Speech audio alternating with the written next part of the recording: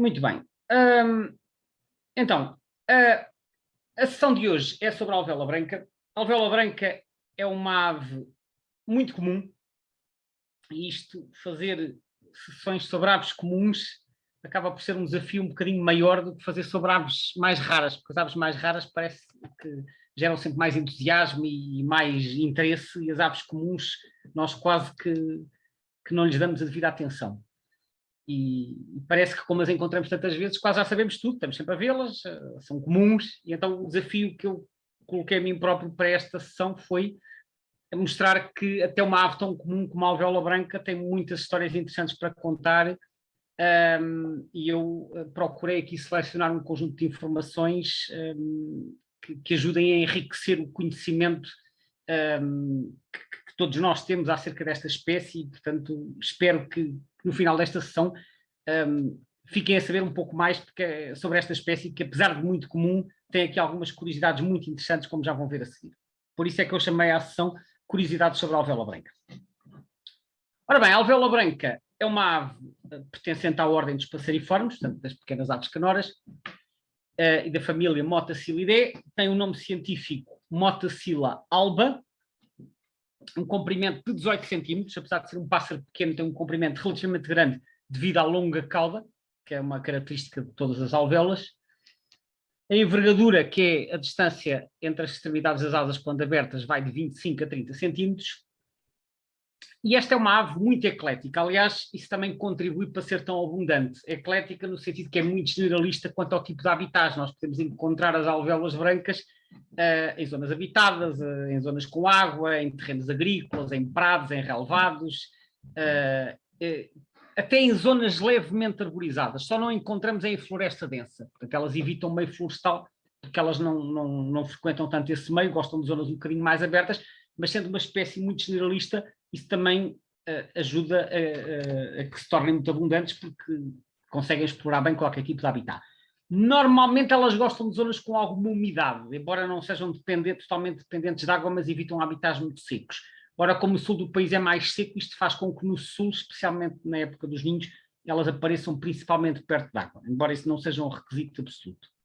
A alimentação é à base de insetos, que aliás nota-se logo pelo bico fino e comprido. As aves insetívoras têm um bico com estas características. Quanto aos ninhos, os ninhos são em cavidades, portanto em buracos, muitas vezes buracos de edifícios.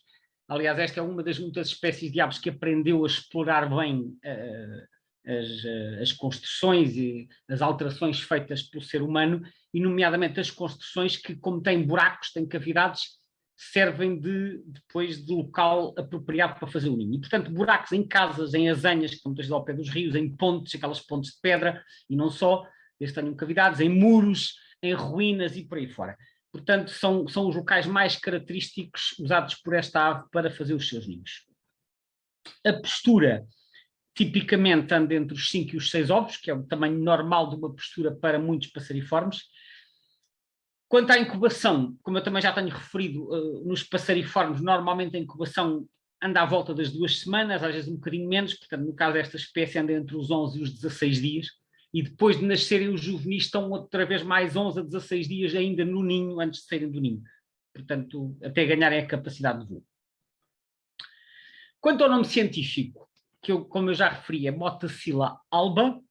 O alba, o significado é bastante intuitivo, vem diretamente do latim, o termo albus, que significa branco, portanto a forma feminina será alba.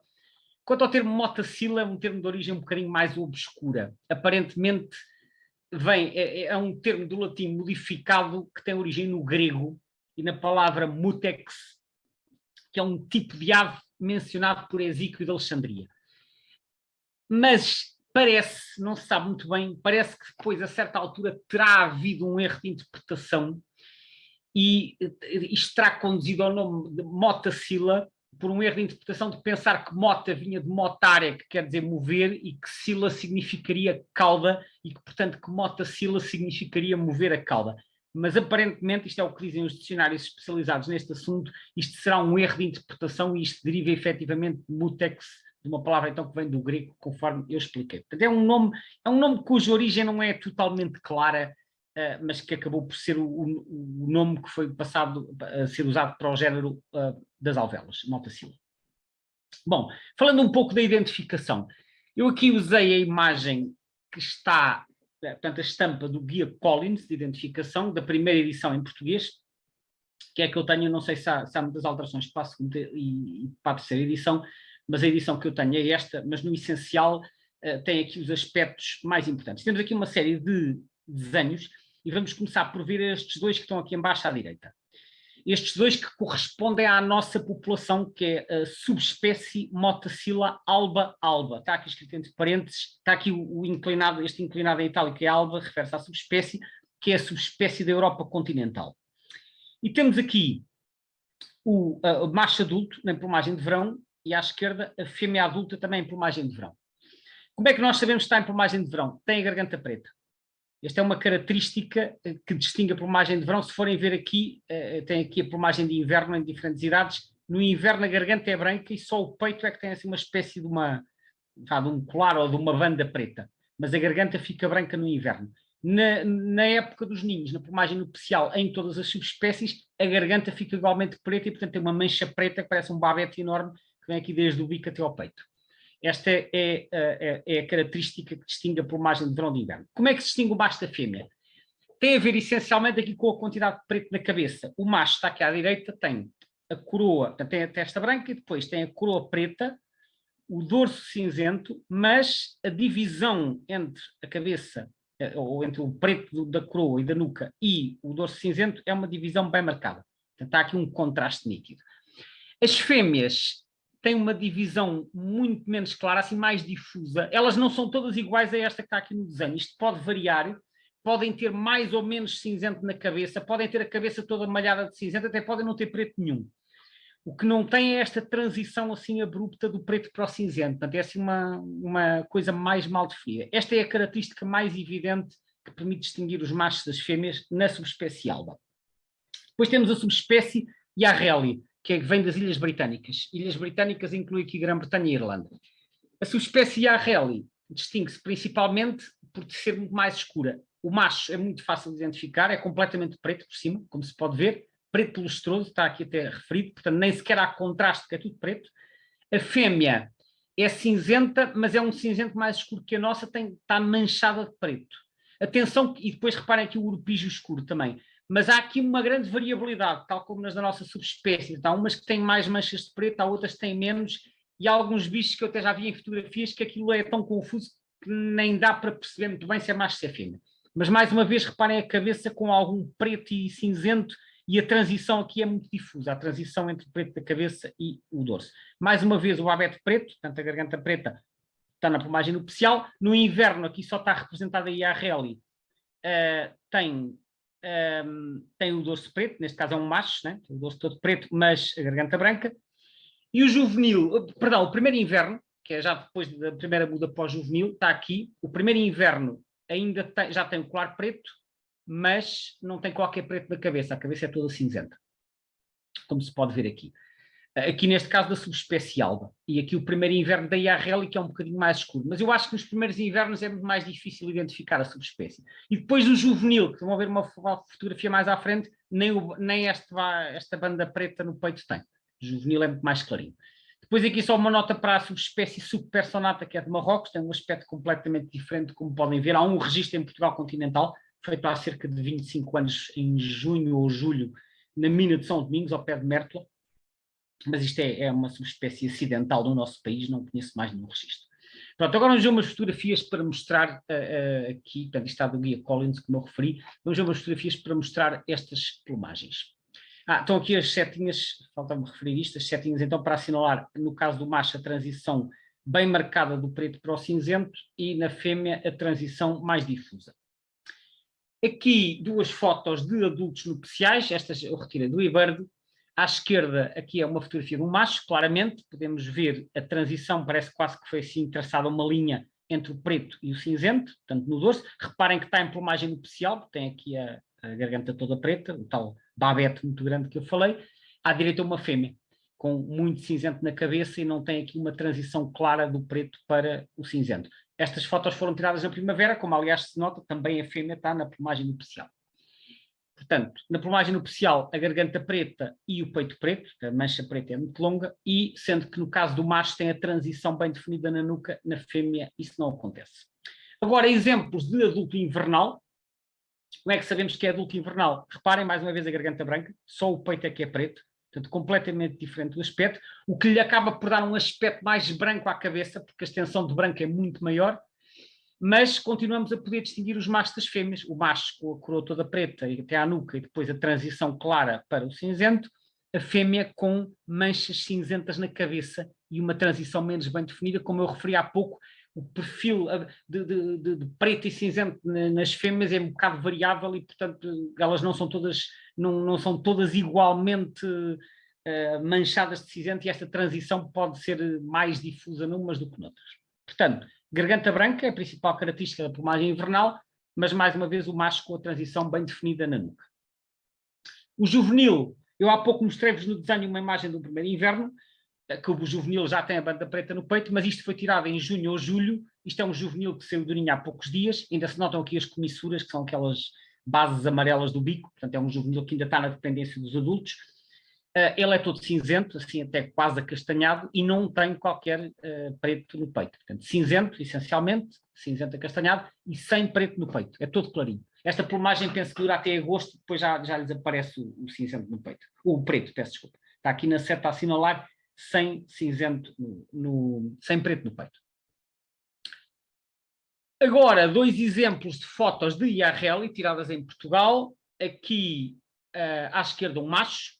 Como eu referi, o macho é bastante evidente, salta logo à vista, porque as partes superiores são completamente pretas. Portanto, nem sequer há aqui um contraste com a cabeça, porque isto é um preto contínuo.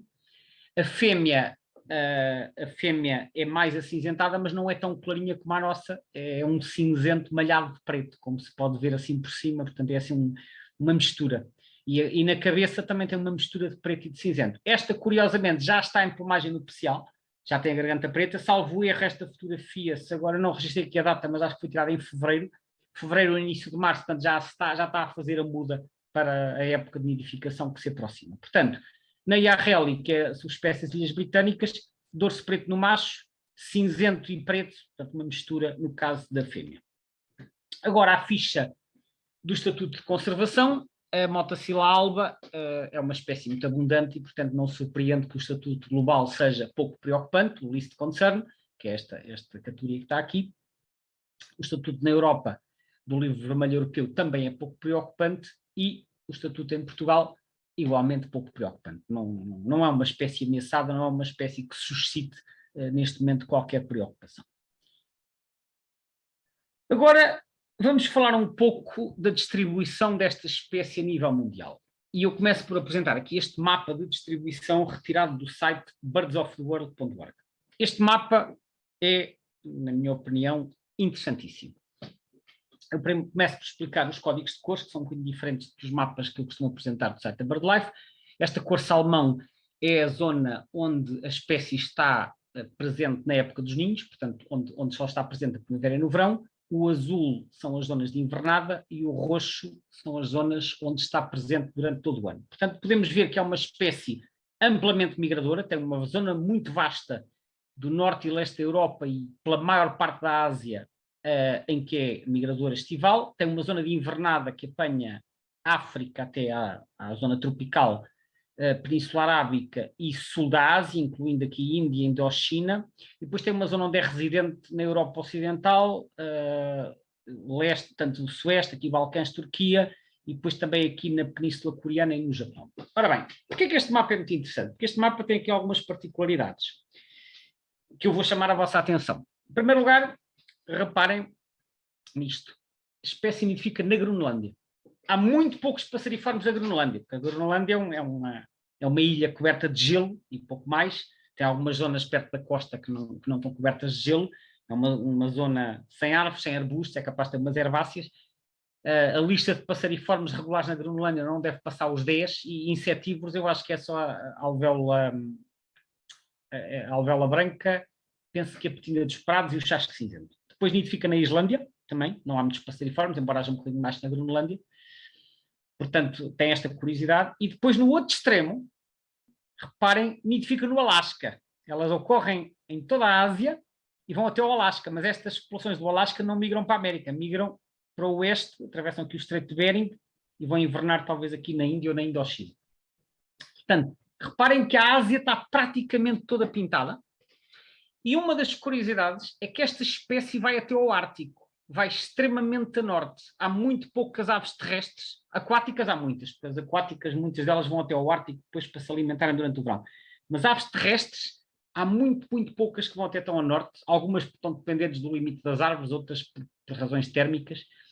Ela ocorre na totalidade aqui dos países nórdicos, aqui depois na Península de Carélia, na Rússia, aqui neste arquipélago que é Nova Zembla, também já fica 80, penso 75 graus de latitude, aqui na Península de Taimyr, também no norte da Sibéria, e depois vai até à extremidade leste da Sibéria e entra no Alasca, como eu já disse. Ora, o limite norte de invernada desta espécie corresponde à isotérmica de 4 graus de julho. Isto é muito frio. Há muito poucas aves terrestres que consigam aguentar estas temperaturas. Isto é a temperatura média durante o verão. Eu vou apresentar aqui um mapa só para explicar melhor o que é que isto quer dizer. Isto é um mapa de isolinhas. Isolinhas são linhas que unem pontos de iguais valores. Neste caso são linhas isotérmicas. Portanto, são linhas que unem as temperaturas médias para o mês de julho. Normalmente nos livros e nos mapas sobre meteorologia e climatologia, os mapas de isotérmicas costumam representar o mês de janeiro, que é o mais frio, e o mês de julho, que é o mais quente, no hemisfério norte. Como podem ver, Portugal está aqui na linha dos 20 graus aproximadamente. Atenção que isto são temperaturas médias, não são as máximas. Eu sei que em julho temos máximas de 30 e muitos graus numa grande parte do país, mas isto entra em conta com as temperaturas mínimas também, que muitas vezes andam uns 15 graus, 14, 15, etc. É claro que quando chegamos aqui a certas zonas da África, no deserto, já temos a isotérmica dos 30 graus, que apanha aqui esta zona da Península Arábica e do Saara. O sul de Portugal, se calhar, está aqui já nos 22, 23. E eu sei que no interior alentejano as isotérmicas chegam aos 26 ou 27. Isto também são aproximações, mas pronto, o aspecto a reter, temos aqui a linha dos 20 graus, depois temos a linha dos 10 graus, que passa aqui pelo Canadá, passa na Islândia, contorna a parte norte da Escandinávia e depois vai aqui pela Sibéria. Ora, como vocês viram, a nossa motacila alba vai à Groenlândia, ocorre na totalidade da Islândia, vai aqui a Nova Zembla e apanha um bocado da Península de Taimyr. Eu já vou mostrar o mapa novamente. E eu encontrei uma referência que diz que elas vão até à isotérmica dos 4 graus. Portanto, dos 4 graus deve passar aqui entre os 10 e os 0. Há muito poucas espécies terrestres que vão acima da linha dos 10 graus. Portanto, ir aos 4 graus é um feito. É de facto notável para uma ave tão pequena. Encontrei aqui um outro mapa, também que nos mostra o gradiente das temperaturas. Este é circumpolar. Portanto, temos aqui o Polo Norte, está aqui a Groenlândia. Esta linha circular é o circumpolar. E depois temos aqui um gradiente de temperaturas que está aqui explicado. Então, este azul mais carregado é a zona entre os 5 e os 10. E depois este azul intermédio é entre os 0 e os 5. Ora, se ela ocorre aqui em metade da Nova Zembla, está na zona entre os 0 e os 5, cá está a isotérmica dos 4 graus, deve estar por aqui. E também aqui na Península de Taimyr e na Groenlândia, que a Groenlândia também já está entre os 0 e os 5. Isto são as isotérmicas de julho. Portanto, vejam bem a resistência destes bichos. É algo que eu achei absolutamente notável quando estive aqui a ver a distribuição delas. Portanto, voltando aqui ao mapa da distribuição mundial, como podem ver, só para recordar, Groenlândia, Islândia, totalidade da Escandinávia, Nova Zembla, Península de Taimyr, portanto, sempre pela orla norte da Ásia. O limite é o limite do continente, só não entra aqui nas zonas que deve ser só praticamente gelo. Muitas outras espécies terrestres normalmente podem ir até ao norte da Escandinávia, mas depois na Ásia ficam por aqui, ou porque dependem da presença de árvores, lá para cima já não há árvores, ou por razões térmicas. Pronto, esta é uma das curiosidades. Eu já vou falar mais em detalhe da distribuição na Europa. Para já era só então para vermos aqui o limite oeste na Groenlândia, o limite leste no Alasca e o limite norte, então, na isotérmica de 4 graus. A zona de invernada, como podem ver, há muitas que vão invernar à África, até aqui às zonas tropicais, e, como eu já referi, também aqui no sul da Ásia. Agora, falando um bocadinho mais da distribuição na Europa, aqui este mapa é noutras cores, nas cores que estão no site da BirdLife. Amarelo é a zona estival, verde é a zona residente, portanto não está presente todo o ano, e azul é a zona de invernada. Como podem ver aqui na Península Ibérica já tem umas manchas a azul. E aqui, para quem viu o webinário do Tordo e do Pombo Trocás, isto já não deve ser uma novidade o que eu vou dizer, reparem que a zona de invernada, a linha de corte, passa mais uma vez aqui, sul da Dinamarca, leste da Alemanha, depois dá aqui a volta nos Alpes e depois segue aqui quase a orla do Mediterrâneo. Isto é, mais uma vez, a nossa famosa isotérmica de 0 graus para o mês de janeiro. Não será exatamente, pode ser mais 1 grau, menos 1 grau, mas grosso modo é isto. Portanto, exclui o leste da Europa e exclui aqui a zona dos Alpes. São as zonas mais frias. Porquê? Porque nas zonas com isotérmica abaixo de 0 graus, que é a temperatura média, muitas destas zonas estão cobertas de gelo e de neve e isto impede muitas aves de se alimentarem. Portanto, muitas aves migradoras evacuam as zonas do norte e do leste da Europa, mas mantêm-se no sul e no oeste, onde já encontram condições de alimentação, porque isto não está gelado. Pondo as coisas de uma forma muito simples, é esta a situação.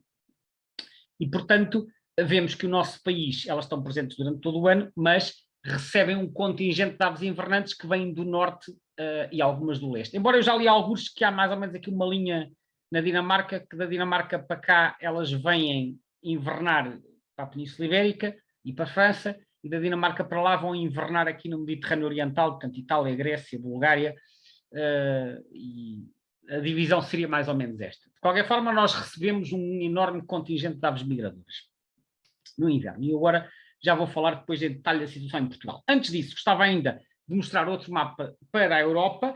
Eu também já mostrei mapas semelhantes em algumas apresentações anteriores. Este mapa é retirado do segundo Atlas Europeu, que está online em ebba2.info. EBBA significa European Breeding Bird Atlas 2, que é o segundo Atlas.info. Estes mapas são todos online, qualquer pessoa pode consultar.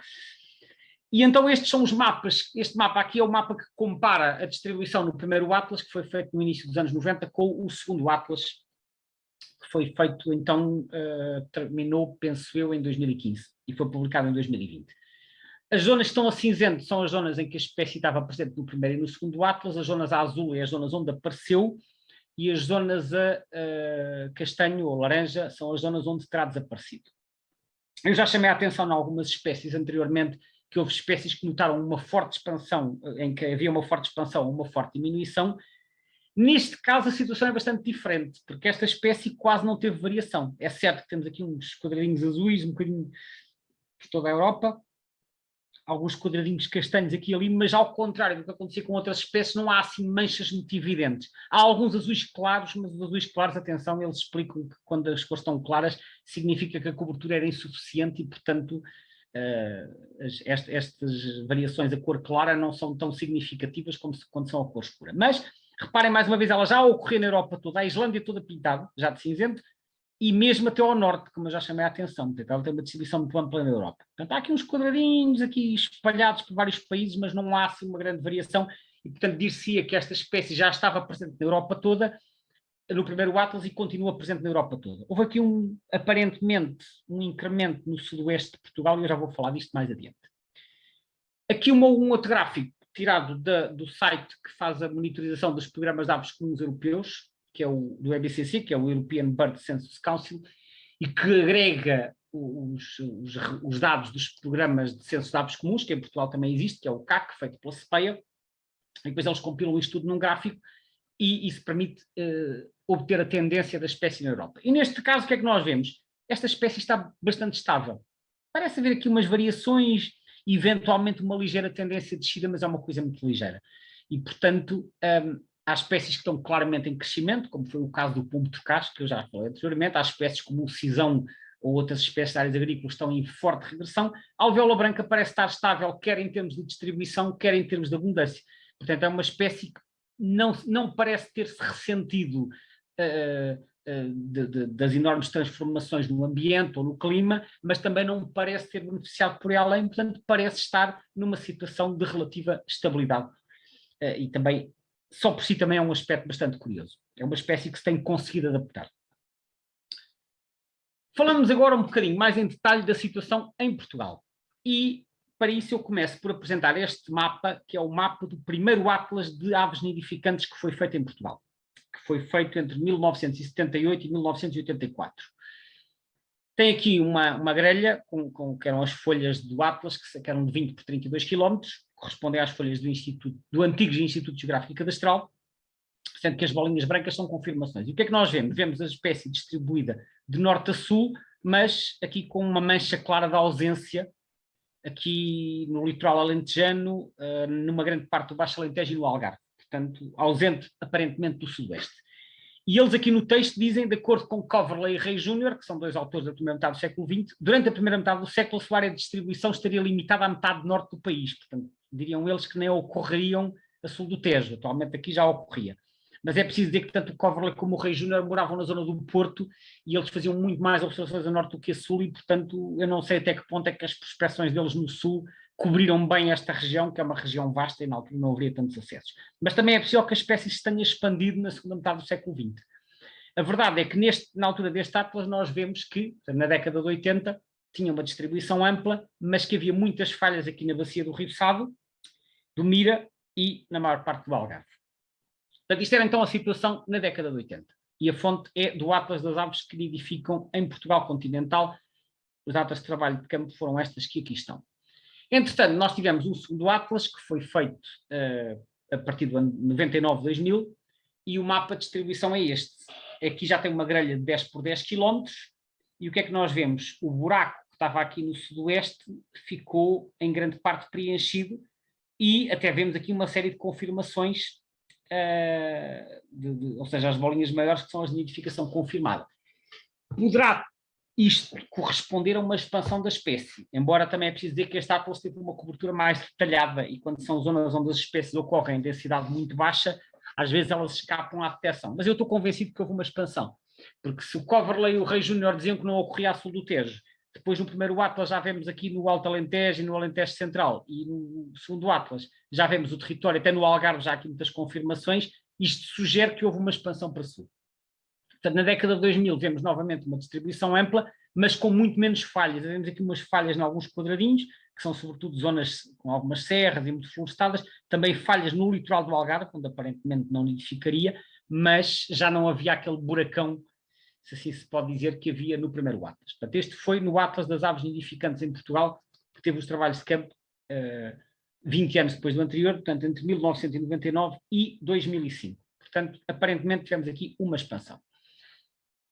Ainda do segundo Atlas apresento um outro mapa que é o mapa da abundância relativa, aliás, isto não são contagens, isto é um mapa que se chama o mapa de frequências, porque o Atlas funciona numa amostragem que consiste em dividir as quadrículas em tétradas e que depois se passa um determinado tempo em cada tétrada. A tétrada é um quadrado de 2 por 2 km, e então este mapa representa a percentagem de tétradas em que a espécie foi detectada. E então temos aqui um gradiente de cores que vai do 0 aos 100%, sendo que o 0 é... Não, por acaso o branco é 0 a 10%, portanto, menos 10%. Isto são mapas modelados, portanto, isto não corresponde às frequências reais. Houve aqui uns alisamentos, mas permite-nos ver que quanto mais escuro é o tom, portanto, mais vermelho escuro, mais frequente é a espécie, ou seja, mais tétradas ela teve presente. E então o que é que nós vemos? Vemos que as abundâncias são maiores no Noroeste. Principalmente, enfim, a mancha mais escura aparece aqui na zona entre Porto e Aveiro, mas a outra mancha a seguir, todo o Noroeste é a zona de maior abundância. Sendo esta uma espécie que gosta de alguma umidade, isto não surpreende, porque o Noroeste é a zona que tem um clima um bocadinho mais úmido. Depois reparem que a abundância, ou melhor, a frequência vai diminuindo à medida que avançamos, quer para sul, quer para leste, porque aqui o Nordeste transmontano também é uma zona de menos precipitação, um bocadinho mais seca e, portanto, a abundância relativa já é menor. Portanto, maior abundância no Noroeste, diminuindo para leste e depois diminuindo fortemente a sul do Tejo. Cá está. A sul do Tejo elas ocorrem, mas já com frequências muito mais baixas. E no Algarve e no litoral alentejano, elas ocorrem, como viram no mapa de presenças, mas isto está a branco, o que significa que a frequência é muito baixa e, portanto, há efetivamente um gradiente de abundância que diminui de norte para sul. Recordo que estamos a falar de aves nidificantes. Isto são dados da primavera. Portanto, na década de 2000, vemos que ela é mais abundante a norte do Tejo, em especial no litoral norte e centro, que é onde temos estes vermelhos mais escuros. E que a sul do Tejo, o Tejo passa mais ou menos, entra aqui pelo Tejo Internacional e depois desce assim para sudoeste em direção a Lisboa. Portanto, o Tejo coincide quase completamente aqui com a transição entre este vermelho e o cor de laranja, mais ou menos. Depois aqui é que vira para baixo. Portanto, há efetivamente uma diferença de abundância da alvéola branca como nidificante a norte ou a sul do Tejo. E vemos que no sudoeste e no Algarve é muito escassa. Portanto, isto mais uma vez do segundo Atlas. Agora, aqui um gráfico retirado do eBird, que é o gráfico de frequência. Este gráfico refere-se à percentagem de listas completas. Estes gráficos são feitos apenas com base nas listas completas e não nas observações casuais. A percentagem de listas completas que registaram a espécie. Ou seja, qual é a proporção de listas que tem a alvéola branca. Então o que é que nós vemos? Vemos aqui uma curva em U, que significa que a frequência é máxima no inverno. Portanto, se começarmos aqui em janeiro, vemos, estas escalas são percentagens, portanto, em janeiro, 50% das listas têm a alvéola branca presente, ou seja, uma em cada 2 listas, a pessoa que fez a lista viu a alvéola branca. E depois em fevereiro também dá aqui pelos 40%, e depois em março há uma queda abrupta. Em março cai muito. E cai, e depois durante a primavera, abril, maio e junho, que é a época dos ninhos, anda aqui pelos 15%, 20%. Começa a subir um bocadinho em junho. Não sei se será só por efeito de dispersão de juvenis, depois em julho anda aqui pelos 25, mas, embora com valores mais... Estes mínimos em abril e maio também pode ter a ver com o facto de elas andarem muito mais próximas dos locais de nidificação e não se espalharem tanto. E depois, durante o verão, já andam um bocado mais espalhadas e estão nos 25. É uma interpretação minha. Depois, quando chegamos a outubro, há uma subida rápida, que é a chegada dos invernantes, e depois, a partir do início de novembro, já está outra vez aqui à volta dos 50%. Portanto, claramente, a chegada dos invernantes faz aumentar a frequência, com as partidas principalmente em março e as chegadas principalmente em outubro. Mas isto é o gráfico para o país todo. Como vocês viram, há grandes diferenças entre o norte e o sul. Então eu resolvi extrair gráficos para alguns distritos selecionados para nós vermos as diferenças entre regiões. Escolhi aqui 4 regiões: Porto, Lisboa, Faro e Madeira. Isto são distritos e no caso da Madeira é a região. Então no Porto, o que é que nós vemos? Vemos o mesmo gráfico em U, só que como no Porto há muito mais aves nidificantes, os valores em maio, junho, na época dos ninhos, não descem àqueles 10, 15% como viram no gráfico nacional, descem aos 25%. Ou seja, 25% quer dizer uma em cada 4 listas, mesmo na primavera, continua a ter a espécie. Ou seja, há uma proporção maior de aves residentes, mas os valores aumentam no inverno, porque mesmo no norte há uma grande chegada de aves invernantes. No distrito de Lisboa, os valores mínimos são abaixo da média nacional, isto desce aos 10%, aqui em baixo, né? E depois no inverno cá estão outra vez os 50%. No Algarve, distrito de Faro, já vimos que a espécie é muito escassa no Algarve. Vemos que no inverno elas são abundantes, como no resto do país, cá estão os 50% em janeiro e em novembro, dezembro, mas depois no verão, reparem, desde abril até setembro, isto cai para 5%, ou seja, só uma lista em cada 20 é que tem alvéola branca no Algarve. Ou seja, elas praticamente desaparecem do Algarve, especialmente do litoral, que é onde a maioria das pessoas faz observação. E pela minha experiência no Algarve, há alvéolas brancas durante a época dos ninhos, mas é sobretudo no interior, nas serras, ao pé das ribeiras, que elas gostam de estar ao pé da água, ribeiras, fontes, não gostam muito de nidificar em zonas de água salobra, por isso nos estuários e nas lagoas costeiras praticamente não se vê. Portanto, esta pequena percentagem de listas na época dos ninhos no Algarve tem a ver com essas populações do interior. Em Monchique, no Caldeirão, nas ribeiras de Alcoutim e afluentes do Guadiana, são os locais típicos de ocorrência da alvéola branca. E depois no inverno, portanto, aqui o U de Faro é muito mais cavado em termos de percentagens. Finalmente na Madeira. Na Madeira, a alvéola branca é uma espécie invernante, mas muito menos abundante que no continente. Por isso, mesmo nos meses de inverno, isto chega aqui aos 10, 12%, como podem ver. Portanto, presente no inverno, regular, mas em números muito mais pequenos. E no verão, bem, no verão cai para 0, isto é mesmo 0. Portanto, desde abril até setembro não há, porque elas na Madeira não nidificam. São um invernante pouco abundante, um invernante escasso. Cá está o perfil em U, só que o mínimo vai a 0, porque ao contrário do Algarve, em que há população nidificante, na Madeira não há de todo. Nos Açores nem sequer fiz gráfico, porque elas nos Açores são acidentais, há muito poucos registros, portanto já está fora da área normal de invernado. Mas estes 4 exemplos para mostrar que o perfil de ocorrência de cada espécie varia consoante as regiões, e se nós fizéssemos aqui para outros distritos, iríamos obter talvez um perfil semelhante a U, mas com valores mínimos e máximos um bocadinho diferentes, depende da localização e das características geográficas de cada distrito. Aqui também, então, retirados do eBird. E agora, ainda do eBird, fiz um outro gráfico, fui buscar um outro gráfico, que este é o gráfico da contagem máxima, ou seja, o eBird permite para cada época do ano, e para a região selecionada, neste caso Portugal, ver qual foi a maior contagem feita numa única lista, qual foi a contagem máxima, ou seja, o número máximo de indivíduos registados por um qualquer observador numa lista. O que é que nós vemos? Vemos que aqui durante a primavera, desde abril até julho, agosto, os valores estão muito baixos, isto nem cabe na escala, mas eu andei aqui a passar o rato e vi que os valores máximos que foram contados nesta altura andam pelos 20 indivíduos no máximo, mas que depois, a partir de setembro, como podem ver aqui pela escala, isto começa a subir e quando chega ao inverno isto dispara para valores perfeitamente estratosféricos. E eu então fui ver a que é que correspondia este valor máximo, porque aqui está. Este valor máximo corresponde a uma contagem de 2.889 aves e foi feita em dezembro de 2016 no Oriente, em Lisboa. É o que corresponde a este pico. E vocês podem pensar, mas o que é que estão 2.889 aves a fazer no Oriente? É simples, são dormitórios. As alvéolas brancas, as invernantes, que se dispersam durante o dia depois para se alimentarem em terrenos agrícolas, em pastagens, em relevados, etc., elas juntam-se em dormitórios e esses dormitórios estão muitas vezes em parques urbanos, onde tenham árvores grandes, como plátanos ou outras árvores, e elas juntam-se em centenas. Eu lembro-me que há uns anos havia um dormitório também com uma grande quantidade delas na Praça de Espanha, em Lisboa, mas eu já vi dormitórios de alvéolas brancas em diversas outras localidades do país, na Beira, no Alentejo, há em vários sítios e elas chegam todas ao fim da tarde e vão todas empoleirar-se nas árvores a dormir. É um espetáculo muito engraçado vê-las a chegar. Esta é a maior contagem então que está no eBird, mas há aqui outros picos, e há vários picos que passam os 1000 e picos com várias centenas. Eu nunca vi quantidades tão grandes, mas já vi de 250, 300, 400, já vi assim concentrações dessas de alvéolas e realmente entram, vão dormir nas árvores, às vezes nos caniçais, também é um sítio que elas gostam de fazer dormitórios. Portanto, fica aqui a curiosidade de que se juntam em dormitórios e que a maior contagem em Portugal, em Lisboa, em dezembro, foi de quase 3.000 aves. Agora aqui um mapa da Europa, no qual eu vou representar a origem das aves anilhadas no estrangeiro que invernam em Portugal. Isto, portanto, sabe-se quando são recapturadas aves com anilhas e eu encontrei... estes dados foram publicados já há uns anos neste livro, de que eu sou coautor, que é o Aves de Portugal, a Ornitologia do Território Continental. Isto foi publicado em 2010.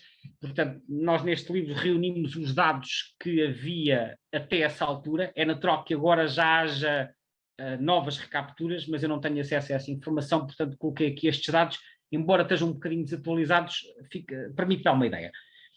E então, a amostra é 81 registros de aves anilhadas, e vemos que metade delas veio do Reino Unido, são as tais IARL, e depois temos 26 da Bélgica, que são assim, os países com maiores quantidades. E depois temos menores números, Países Baixos, Alemanha, Suíça, uma, França, Noruega e uma da Islândia.